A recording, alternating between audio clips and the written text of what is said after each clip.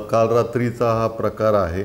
संबंधित जो फिर्यादी जखमी आहे याला मागील भांडणाच्या कारणावरून त्याच्यावरती चाकूने हल्ला झालेला आहे।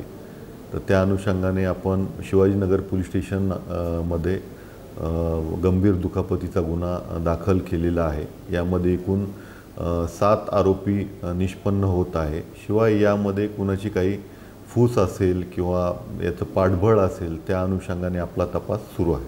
हा रेकॉर्डवरील आरोपी आहे, त्याच्यावरती पूर्वीचे गुन्हे आहेत, त्या अनुषंगाने आपण त्याला तडीपारही केलं होतं।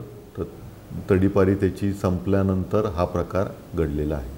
आज आम्ही ह्या क्षेत्रात तर पहिली गोष्ट तर आम्ही आहेतच नाही की आम्ही गुन्हेगारी हे आम्हाला पहिली गोष्ट तर आवडतच नाही।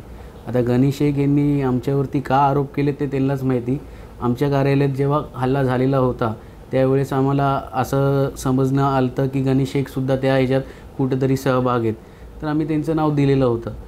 आता त्यांनी हे हल्ला करवला आहे स्वतःवरती का केलेला आहे ते आम्हाला माहिती नाही, पण आमचं ह्याच्यामध्ये कुठल्याच गोष्टीचं काही म्हणजे इंटरफेअरन्स नाही आहे। आता जे हे आरोप घेत आहेत ह्यांचं क्रिमिनल बॅकग्राऊंड पोलिसांनी चेक करावं, ह्यांच्या फॅमिलीचे बॅकग्राऊंड चेक करावे आणि कुठेतरी आज स्थानिक निवडणुका येणार आहेत त्यामुळे आम्हाला आमचं नाव खराब करण्याचा प्रयत्न करत आहेत, त्यापाठी राजकारण करायचं हे षडयंत्र आहे। मला तुमच्या कॉम्प्युटर स्किल्स अपग्रेड करायचे आहे?